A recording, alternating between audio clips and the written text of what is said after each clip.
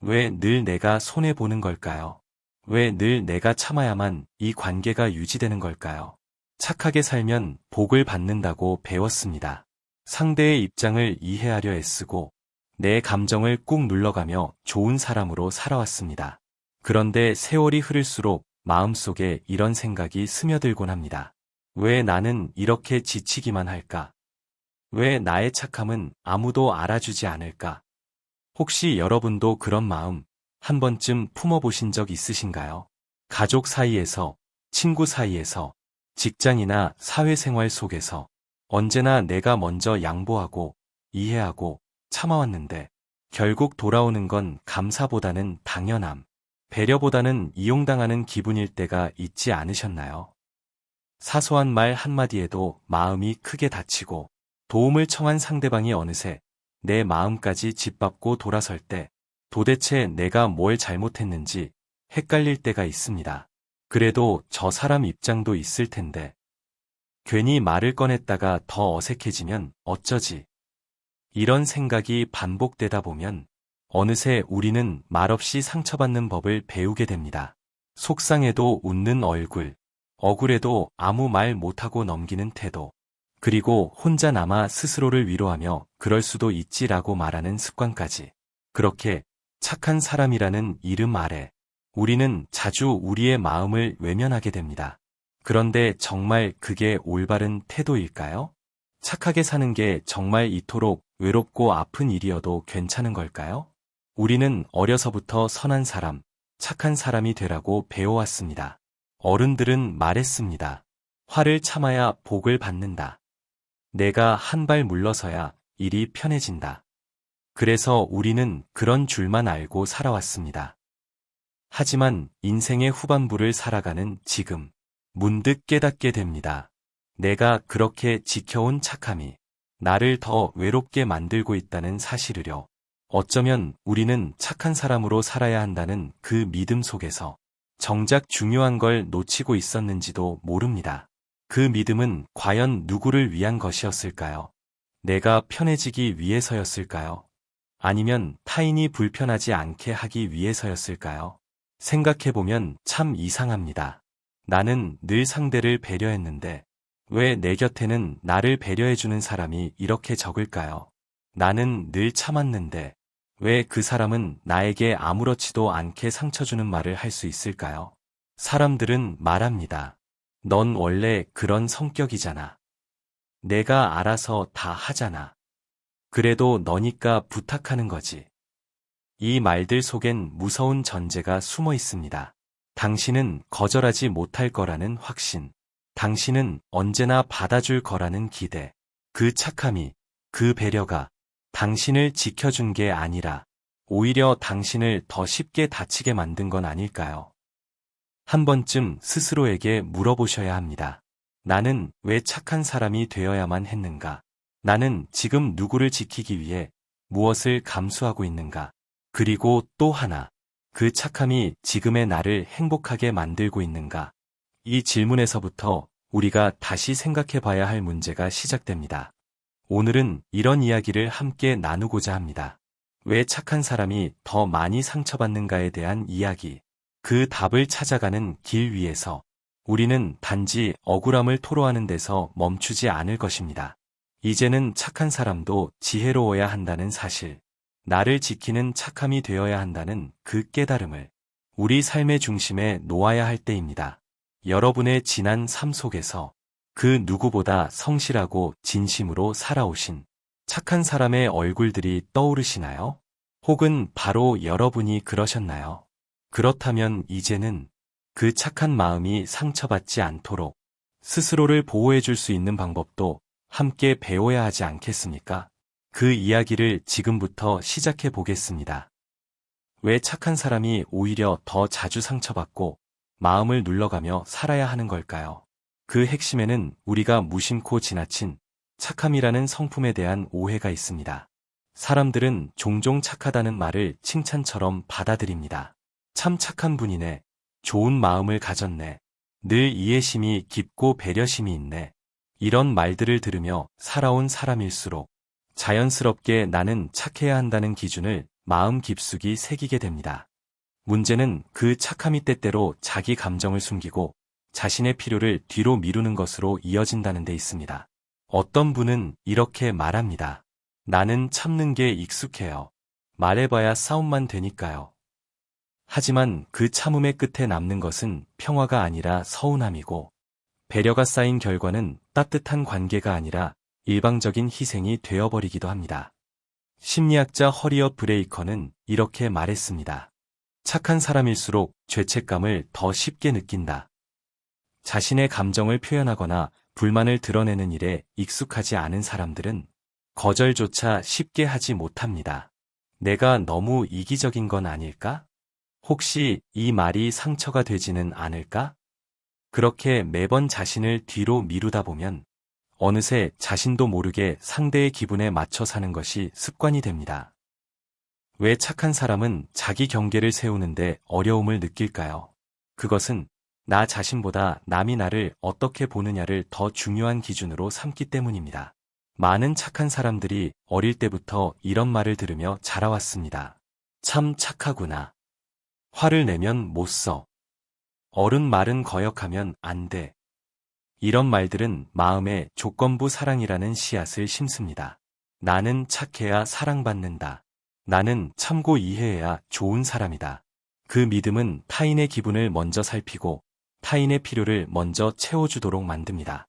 그렇게 좋은 사람이라는 평가를 받으며 살아가지만 정작 자신의 감정과 욕구는 점점 흐려지고 사라져갑니다. 동양 철학에서는 유약함, 즉 부드럽고 순한 태도를 미덕으로 보기도 합니다. 노자는 도덕경에서 부드러움이 강함을 이긴다고 말했습니다. 하지만 그것은 어디까지나 중심이 선 유연함을 말할 때입니다. 경계 없는 선함은 곧 무기가 됩니다. 자기 감정을 억누르고 나를 해치는 방식으로 타인을 배려하는 것은 선이 아닙니다. 그것은 자기 부정입니다. 논어의 공자는 인을 말하며 이렇게 덧붙였습니다. 스스로를 세우고 남을 세우며 스스로를 밝혀 남을 비춘다. 여기서 중요한 건 스스로를 세운다는 부분입니다. 내가 나를 지키지 않으면 남을 위한 선도 결국 왜곡되고 맙니다. 자신을 세우지 않고 타인의 기대에 맞추려는 태도는 겉보기에는 착한 사람처럼 보이지만 사실은 깊은 불안을 바탕에 두고 있습니다. 내가 이 사람을 실망시키면 어떡하지?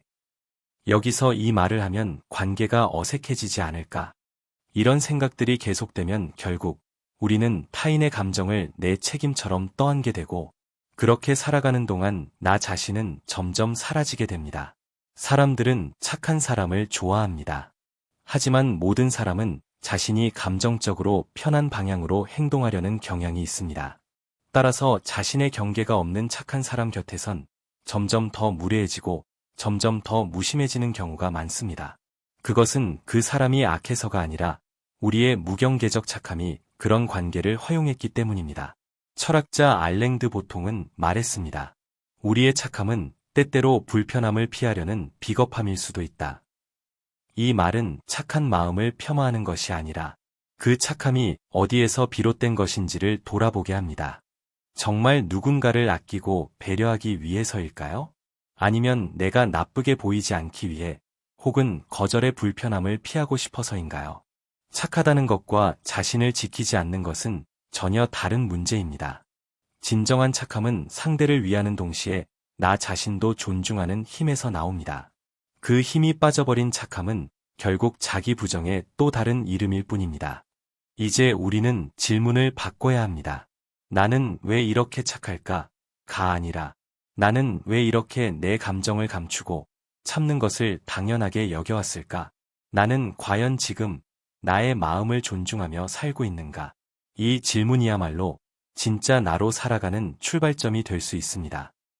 자, 이제 우리에게 남은 질문은 이것입니다. 그렇다면 도대체 어떻게 해야 상처받지 않고도 따뜻한 사람으로 살아갈 수 있을까요? 어떻게 해야 착한 사람이 자기 부정이 아닌 지혜로운 친절로 살아갈 수 있을까요? 방법은 멀리 있지 않습니다. 우리가 흔히 놓치는 세 가지 연습만으로도 충분히 삶은 달라질 수 있습니다. 첫째, 감정을 억누르지 말고 이해받아야 할 나를 스스로 인식하는 훈련입니다. 착한 사람일수록 말보다 감정이 먼저 눌립니다. 말하기보다 참는 게 익숙하고 내 마음보다 타인의 기대에 집중하는 게 자연스럽습니다. 하지만 진짜 착함은 자기 마음을 무시하는 데서 오지 않습니다. 오히려 내 감정을 정확히 들여다보고 말로 정리해내는 데서부터 시작됩니다. 나는 지금 이 부탁이 부담스럽다. 나는 이 상황이 억울하다. 나는 나도 좀 돌봐주었으면 좋겠다.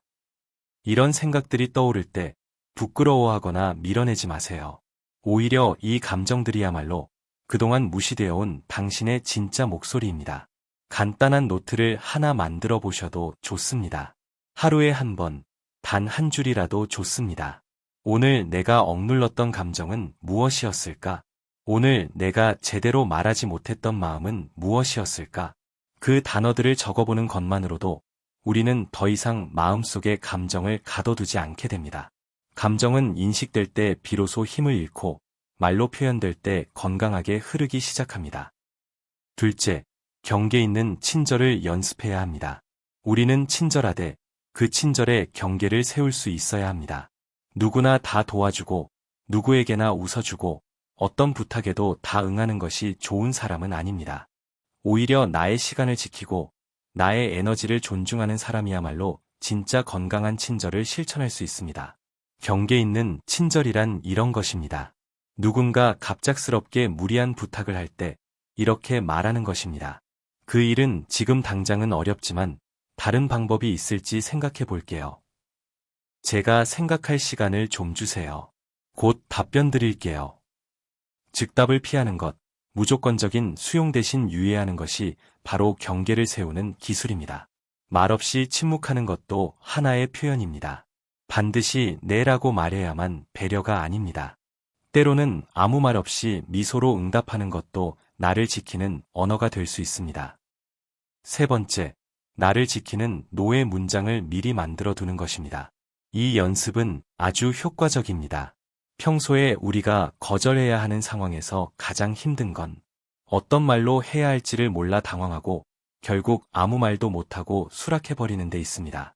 그래서 미리 연습해 두는 것이 좋습니다. 예를 들어 이런 말들을 연습해 보세요. 죄송하지만 지금은 제 상황이 좀 어려워서요. 저도 도와드리고 싶은 마음은 있는데 이번에는 좀 어렵습니다. 이 일은 제가 아닌 다른 분이 더 잘하실 수 있을 것 같아요. 제가 충분히 준비되지 않은 일이라 신중히 생각하고 싶습니다. 이런 문장들을 메모장에 적어두고 조용히 말해보는 연습을 해보세요. 처음엔 어색하고 죄책감이 들 수 있습니다. 하지만 반복할수록 우리는 배려와 경계 사이에서 건강한 거리를 만들어갈 수 있습니다.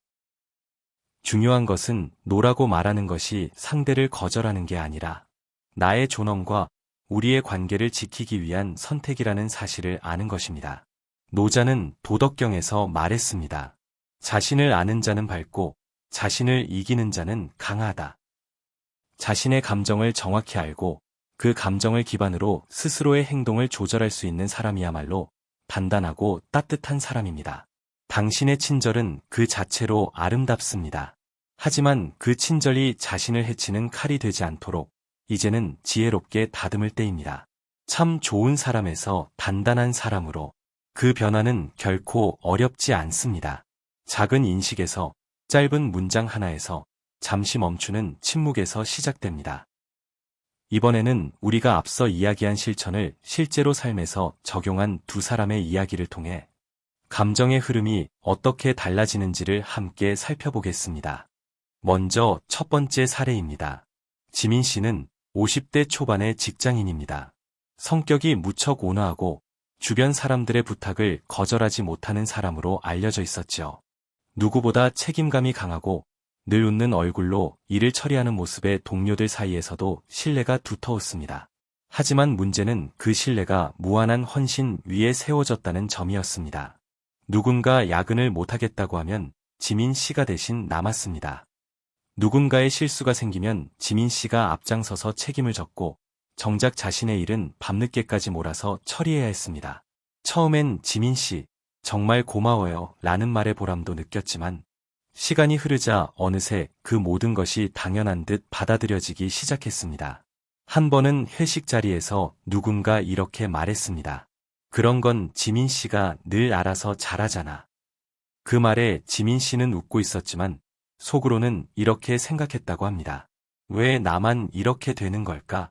이게 내가 원한 관계였을까? 그는 점점 지쳐갔습니다. 몸도 마음도 탈진 상태였고 어느 날엔 상사의 부탁을 듣고도 눈물이 먼저 났다고 합니다. 결국 병원에서 번아웃 증후군이라는 진단을 받았고 잠시 병가를 내야 했습니다. 주변 사람들은 놀랐습니다. 그렇게 괜찮아 보였던 사람이 이렇게 무너질 수 있다니. 두 번째는 현지 씨의 이야기입니다. 현지 씨 역시 지민 씨와 같은 직장, 비슷한 연차의 동료였습니다. 그녀 역시 성실하고 따뜻한 사람이었지만 하나 다른 점이 있었습니다. 그녀는 자기 감정을 정확히 인식하고 필요할 때는 분명한 경계를 세울 줄 아는 사람이었습니다. 어느 날 팀회의 도중 누군가 급한 업무를 부탁했습니다. 현지 씨, 이거 이번 주까지 좀 대신 처리해 줄 수 있을까요? 현지 씨는 미소를 지으며 이렇게 말했습니다. 일단 제 일정부터 확인해 볼게요. 이번 주는 조금 빠듯해서 다른 방법을 함께 찾아보는 게 좋을 것 같습니다. 거절이었지만 부드럽고 명확했습니다. 이후에도 비슷한 상황이 생길 때마다 현지 씨는 자신의 한계를 설명하고 다른 대안을 제시했습니다. 중요한 건 그녀가 단호함과 배려를 함께 갖춘 사람이었기 때문에 동료들은 오히려 그녀를 더 신뢰하게 되었다는 사실입니다. 동료는 이렇게 말했습니다. 현지 씨는 요청을 거절할 때조차 신중하고 진심이 느껴져요. 그래서 더 믿음이 가죠. 현지 씨는 늘 자신에게 말하곤 했다고 합니다. 착한 사람이 되려고 하기보다 단단한 내가 되어야 해. 내가 지켜야 할 것도 결국 나니까. 이 두 사람의 차이는 분명했습니다. 둘 다 선하고 책임감 있는 사람이었습니다. 하지만 자기 감정을 다루는 방식, 경계를 세우는 방식에서 극명한 차이가 있었습니다. 지민 씨는 끝없이 자신을 내주며 관계를 유지하려 했고 결국 자신마저 잃게 되었습니다. 반면 현지 씨는 자신을 보호하면서도 관계를 유지하는 법을 알았기에 오히려 더 단단한 신뢰를 얻을 수 있었습니다. 이 두 사람의 이야기 속에는 우리가 놓치기 쉬운 진실이 담겨 있습니다. 선함은 누구나 가질 수 있지만 그 선함이 자신을 해치게 둔다면 그것은 더 이상 덕이 아닙니다. 경계가 없는 친절은 결국 스스로를 무너뜨리는 칼이 될 수 있습니다. 그리고 또 하나, 착한 사람은 세상이 자신을 몰라줘서 힘든 게 아니라 자기 자신이 자신을 돌아보지 않아서 더 아프게 되는 경우가 많습니다. 우리 모두 그동안 지민 씨처럼 살아온 순간들이 있었을 겁니다. 참고, 받아들이고, 내 목 이상을 짊어지며 그래도 괜찮다고 말하며 웃었던 시간들. 하지만 이제는 현지 씨처럼 단호하면서도 따뜻하게 나를 지켜낼 수 있는 사람이 되어야 할 때입니다. 지금까지 우리는 착한 사람이 왜 오히려 더 많이 상처받고 지쳐가는지, 그리고 그 이유와 해법에 대해 살펴보았습니다. 지민 씨와 현지 씨의 사례는 우리에게 분명한 메시지를 전합니다. 같은 상황 속에서도 자신을 지키는 방식에 따라 삶의 무게와 관계의 질이 달라질 수 있다는 사실 말입니다. 착하게 산다는 것, 그 자체가 잘못된 건 아닙니다. 오히려 착한 사람들 덕분에 이 세상은 여전히 따뜻합니다. 하지만 그 착함이 나를 해치는 칼이 되고 있다면 이제는 잠시 멈춰서 물어보아야 합니다. 나는 왜 이렇게까지 참고 있는 걸까? 내가 이렇게까지 도와주고 있는 이유는 무엇일까? 그 마음의 바탕에는 진심에서 우러난 사랑이 있었던 걸까? 아니면 나를 싫어할까봐, 거절당할까봐, 혼자 남겨질까봐 두려운 마음이 깔려 있었던 건 아닐까? 심리학자 브레네 브라운은 이렇게 말했습니다. 감정은 표현되지 않으면 반드시 다른 방식으로 터져나온다고요. 많은 사람들이 착함이라는 이름 아래 자신의 감정을 눌러두곤 합니다. 하지만 표현되지 못한 감정은 어느새 자신을 향한 분노로 바뀌고 타인에게조차 불편한 에너지로 흘러가게 됩니다. 억눌림 속에서 지속되는 관계는 언젠가 균열이 생기기 마련입니다. 우리가 건강한 선함을 지키기 위해서는 내 감정의 흐름도 함께 돌보아야 한다는 뜻이겠죠. 우리는 인생 후반부에 접어들며 이제야 비로소 알게 됩니다. 사람 사이에서 제일 중요한 건 선함 그 자체가 아니라 건강하게 관계를 맺는 능력이라는 것을요. 그리고 그 능력의 핵심은 경계를 세우는 데 있다는 것을요. 지금까지 여러분도 아마 누군가에게 늘 친절했고 무리하면서도 도와주었고 자신의 감정보다는 상황과 타인을 먼저 살펴보셨을 것입니다. 그 마음이 아름다웠다는 것을 부정하지 않습니다. 다만 그 착함이 나를 너무 지치게 만들었다면 이제는 조금 방식이 달라져야 할 시간입니다. 사람은 자기 감정을 잘 알고 필요할 땐 단호히 아니오라고 말할 줄 아는 사람을 더 신뢰합니다. 무조건 받아주는 사람보다 자기 원칙을 가지고 있는 사람에게 더 깊은 존중을 보내게 됩니다. 그러니 이제는 내가 바라는 관계의 모습부터 다시 그려보아야 합니다. 나는 언제 가장 상처받았는가? 내가 했던 착한 행동들 중 후회로 남은 건 무엇이었는가? 내가 선을 그어야 했던 순간은 언제였는가? 이 질문들에 천천히 답을 적어 내려가다 보면 분명히 보일 겁니다. 그동안 내가 지켜야 했지만 놓쳐버렸던 나 자신이요. 마지막으로 여러분께 이렇게 여쭙고 싶습니다. 지금 당신의 착함은 사랑인가요? 아니면 두려움인가요? 만약 그 답이 두려움이었다면 이제는 스스로를 먼저 감싸 안는 착함으로 방향을 바꾸셔야 합니다. 그게 진짜 어른의 따뜻함이고 지혜로운 삶의 시작입니다. 오늘 이 이야기가 마음의 작은 울림이 되었기를 바랍니다. 누군가에게 착함을 주기 전에 나에게 먼저 친절하다는 것. 그것이 우리가 이제부터 배워야 할 인생 후반의 기술 아닐까요? 귀한 시간 함께 해주셔서 감사합니다. 여러분의 이야기도 댓글로 들려주세요. 우리는 혼자 걷지 않습니다. 그리고 착한 사람의 무게를 함께 이해하는 이 영상이 여러분에게 위로가 되기를 바랍니다.